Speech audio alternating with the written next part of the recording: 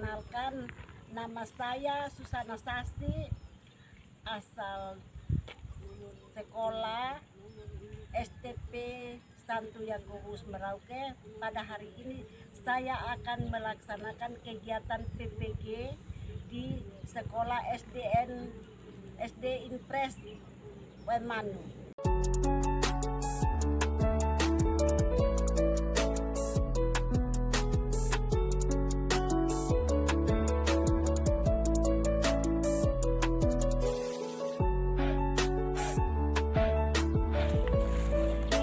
Ini adalah lokasi SD Impres Wemanu yang akan saya mengadakan praktek PPL di lembaga ini. Dan ini adalah gedung daripada SD Negeri Wemanu.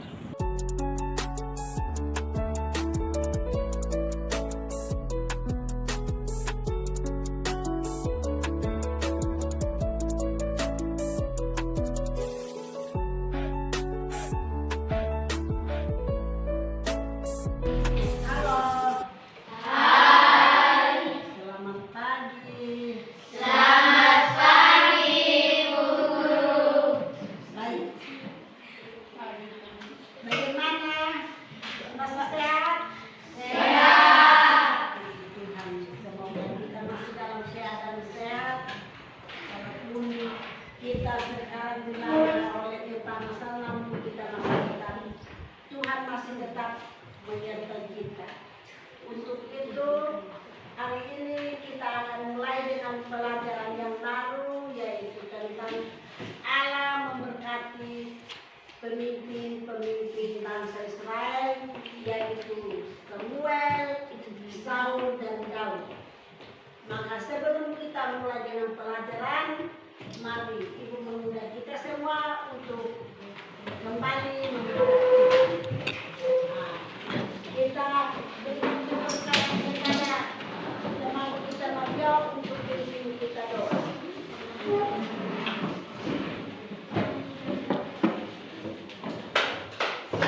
Mari aku berdoa dalam nama Bapa, dalam nama Bapa dan Putra dan Roh Kudus. Amin. Bapa kami, dimuliakan namamu, datanglah kerajaanmu, jadilah kehendakmu di atas bumi seperti dalam surga. Berilah kami rezeki pada hari ini, dan ampunilah kesalahan kami, seperti kami pun mengampuni kesalahan kepada kami, dan janganlah masukkan kami ke dalam cobaan, tetapi bebaskan kami dari jahat. Amin. Dalam nama Bapa,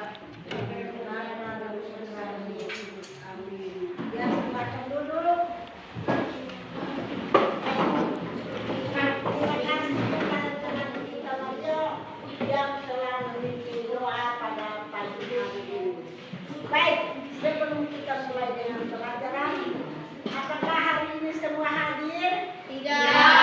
Tidak ada? Tidak. Kenapa baru tidak hadir? Sakit. Kita berdoa semoga dia cepat sembuh, dan kalau boleh kita ada waktu kita bisa mengunjungi dia.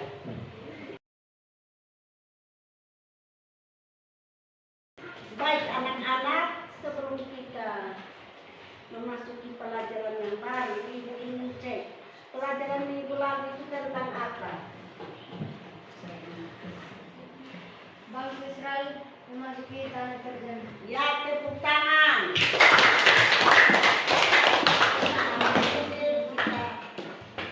Masih ada teman kita yang mengingat kembali pelajaran minggu lalu, yaitu tentang bangsa Israel memasuki tanah terjangkau.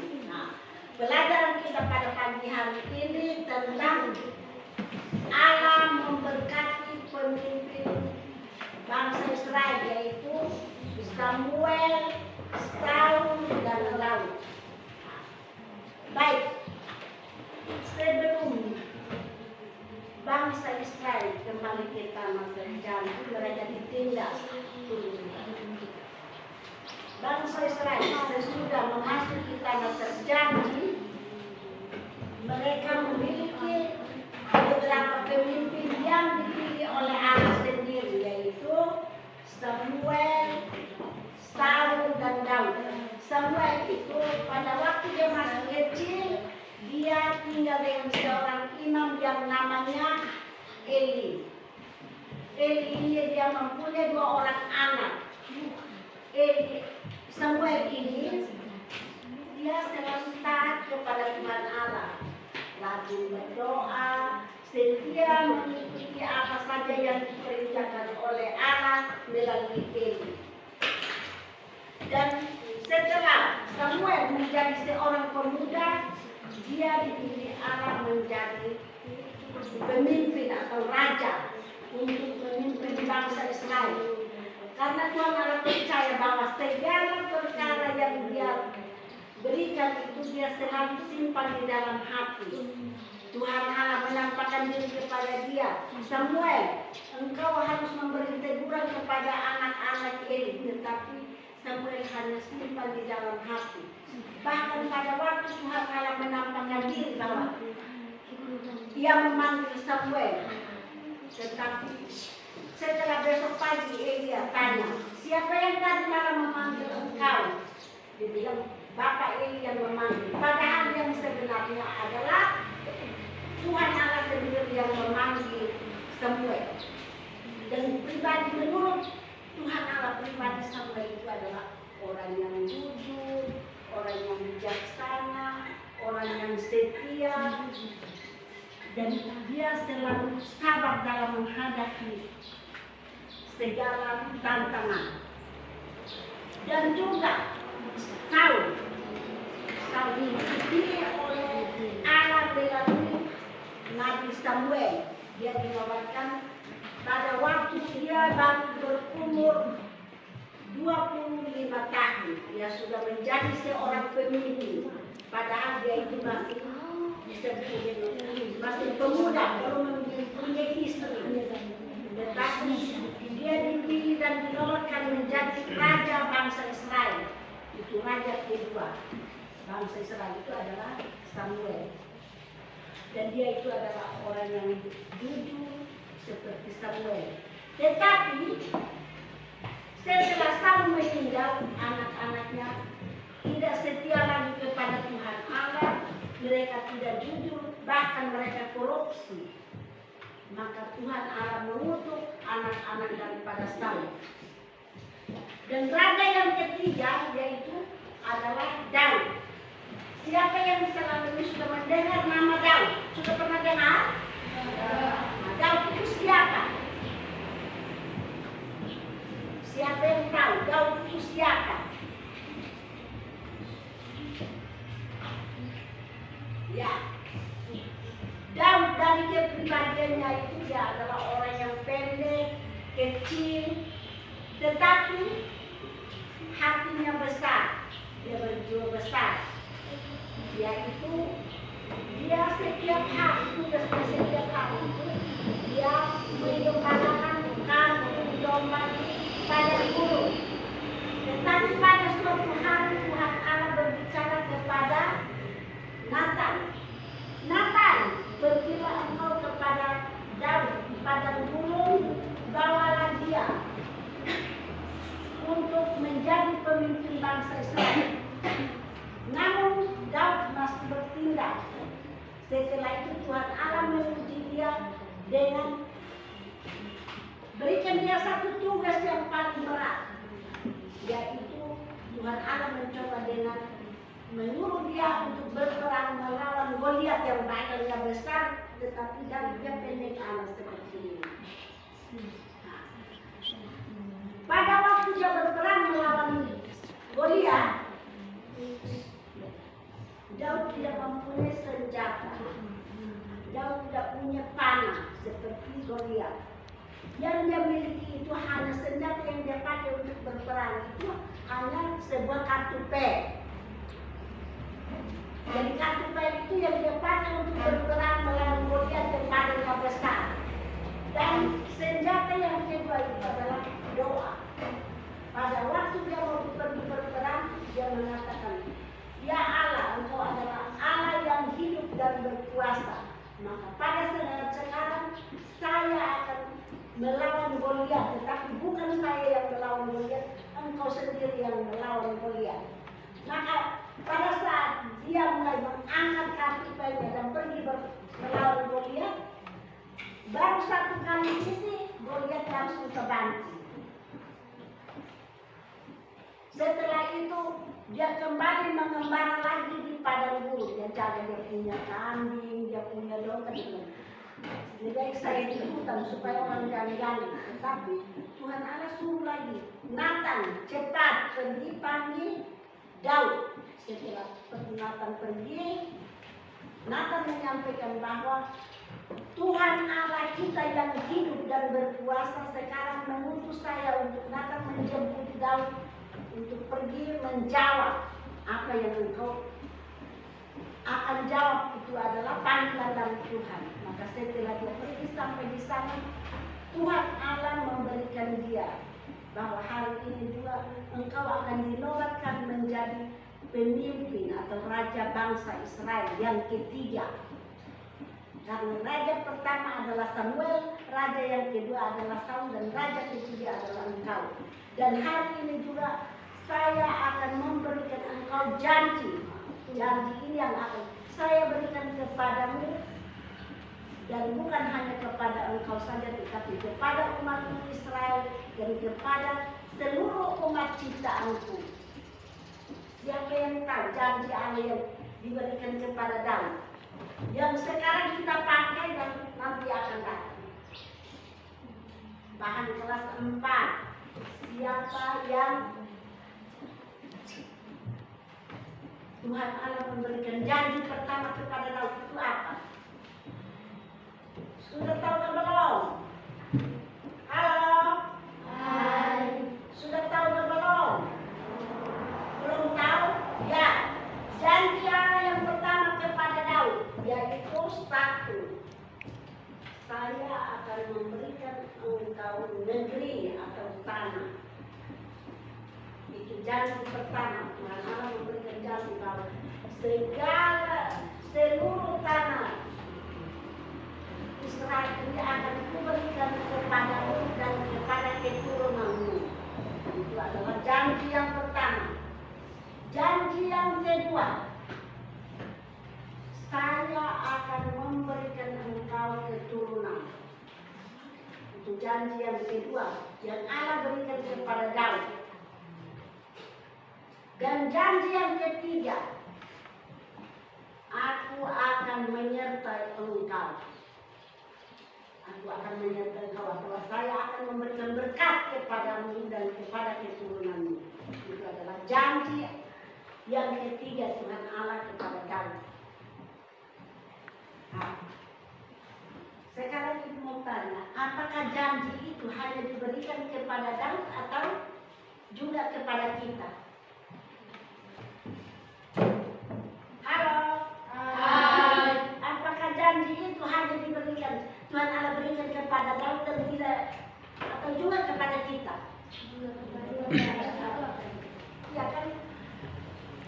Tuhan Allah hanya memberikan janji kepada Daud, berarti dia tidak akan hidup. Tetapi Tuhan Allah bilang, saya akan memberikan janji ini kepada Daud, kepada Abraham, dan juga kepada Musa. Dan Musa melanjutkan kepada kita yang sekarang, sehingga kita bisa memperoleh tanah. Tanah ini adalah milik siapa? Milik Tuhan. Jadi Tuhan berikan kepada kita untuk kita pakai, untuk kita manfaatkan, untuk kita bisa tanam supaya kita bisa hidup. Kalau kita tanam jagung, tanam padi, kita bisa melanjutkan hidup. Yang kedua, janji yang kedua, apakah hanya Daud yang ada anak? Kita juga Tuhan Allah memberikan kita keturunan, sehingga setiap tahun itu Romo Koli bulan Mei pembukaan kursus.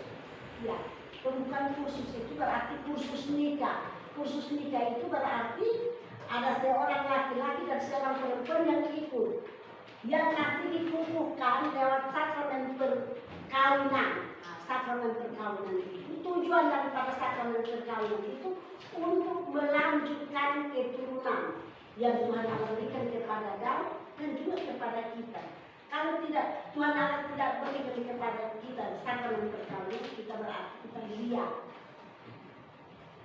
Tetapi Tuhan Allah bilang, kita harus gereja Katolik membuatkan 7 sakramen, yaitu sakramen permandian, sakramen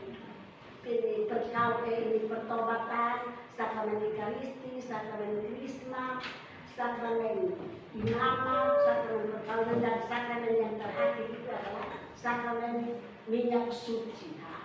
Sakramen yang kelima itu yang sakramen perkawinan itu yang tujuannya itu untuk melanjutkan keturunan.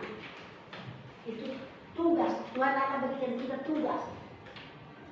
Tetapi nanti ada yang tidak ada keturunan, tetapi itu berarti Tuhan Allah bukan tidak memberi, hanya mungkin kesehatan terganggu atau apa sehingga kita tidak mempunyai keturunan. Dan yang ketiga, janji yang ketiga itu memberikan kepada Daud dan kepada kita yaitu kalau Tuhan Allah tidak menyertai kita, Tuhan Allah tidak memberkati kita, berarti kita semua ini tidak hidup. Karena yang dia menyertai kita itu satu, yaitu hanya nafas kehidupan. Kalau Tuhan Allah sudah mencabut kita punya nafas, berarti kita ke mana? Kemana? Papan. Lewat Sukabumi toh? Tapi itu terbalik.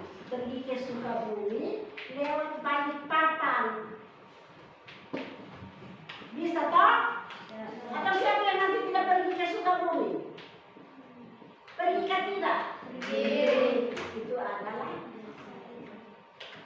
rencana di atas. Kita tidak tahu.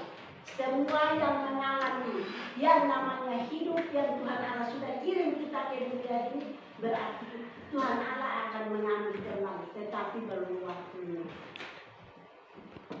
Baik, anak-anak. Di sini ada satu cerita, cerita dari kitab suci tentang kisah janji Tuhan kepada Raja Daud. Jadi pembacaan dari kitab kedua Samuel bab 7 ayat 4 sampai dengan 17. Tetapi pada malam itu juga datanglah firman Tuhan kepada Natan. Demikian, pergilah katakanlah kepada hamba-Ku Daud, beginilah firman Tuhan. Masakan engkau yang mendirikan rumah bagiku untuk kudiami? Aku tidak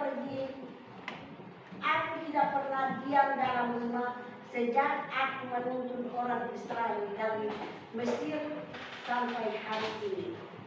Tetapi aku selalu mengembara dalam kemah sebagai kediaman.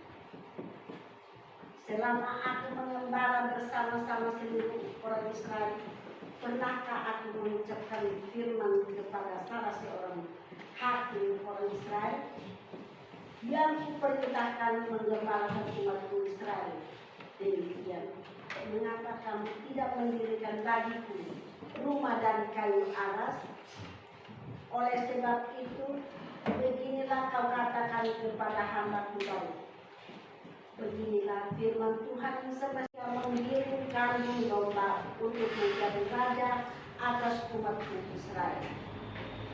Aku telah menyertai engkau di segala tempat yang kau jalani dan telah mengelakkan segala musuhmu dari depanmu.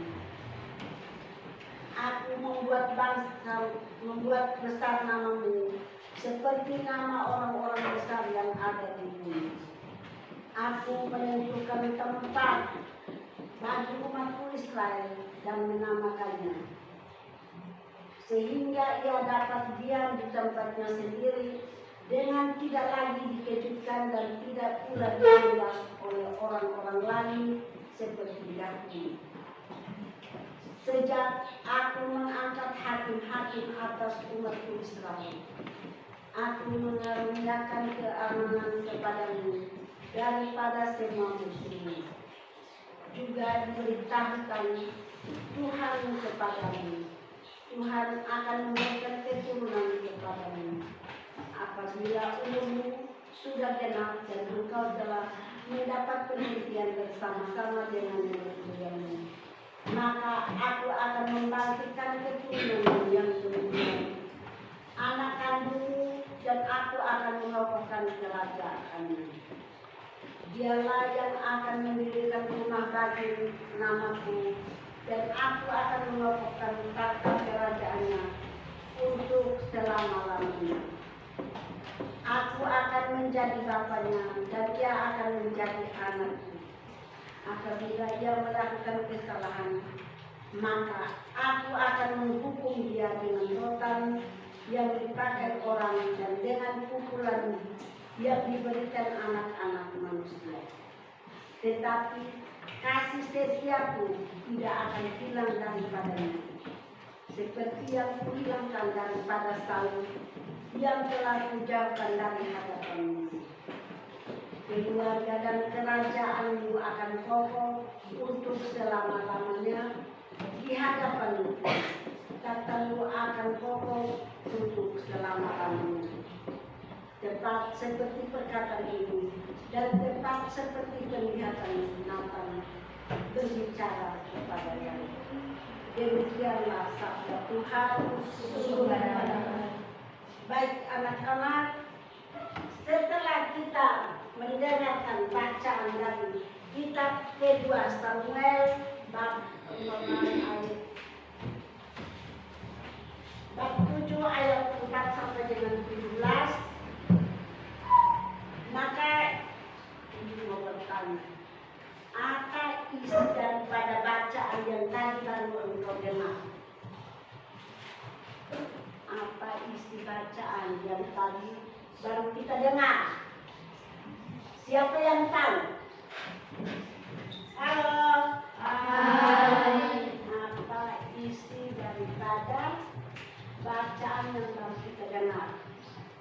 Yang tadi dari awal itu kita sudah mendengar, dan dari dalam bacaan tadi hanya mengulangi kembali.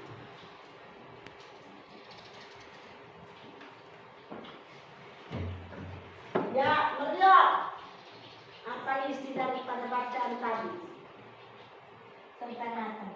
Tentang Natan. Bagus, tepuk tangan. Natan disuruh oleh siapa pergi kepada Daud? Oleh siapa? Ya, Natan disuruh oleh Tuhan Allah pergi kepada siapa? Daud. Setelah Daud datang, siapa yang memberikan janji kepada Daud? Allah. Coba sebutkan isi daripada janji itu. Salah satu janji dari Allah kepada Daud. Halo Nyong. Salah satu janji Allah yang tadi kita dengar dalam bacaan.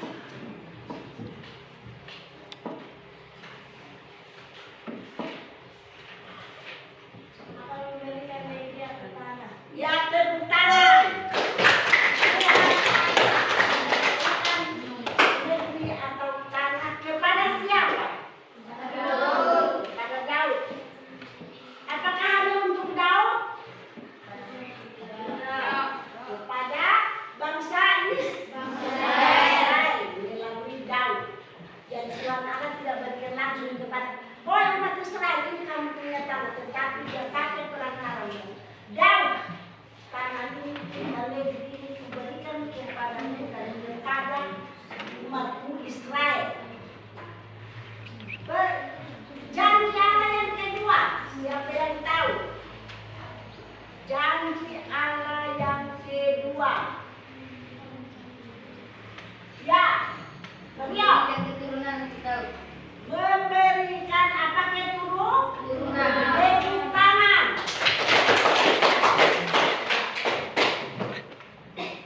Jadi Tuhan Allah memberikan keturunan kepada Daud dan juga kepada kita. Yang terakhir, janji yang terakhir, memberi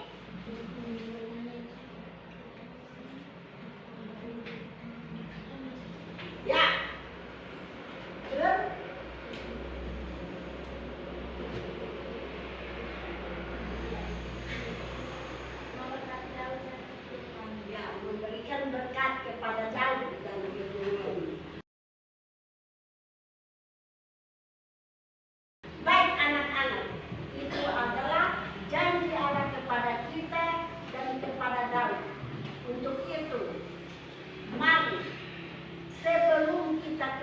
ke rumah, pesan belajarlah baik-baik supaya kita bisa dapat meniru teladan dari Samuel, teladan dari Saul dan juga teladan dari Daud, sehingga kita tetap setia kepada Allah dan juga kepada Kristus yang sekarang kita menanti-nantikan.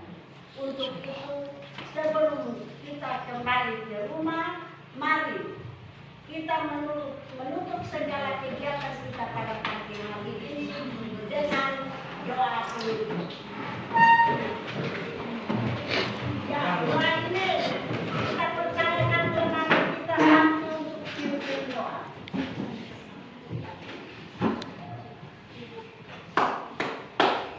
Mari kita berdoa dalam nama Bapa. Amin. Ya Tuhan yang baik, berilah kami semangat waktu mengubah kebiasaan buruk kami menjadi baik. Amin. Dalam nama Bapa. Dalam nama Bapa dan Putra dan Roh Kudus. Amin. Ya, terima kasih. Selamat siang. Selamat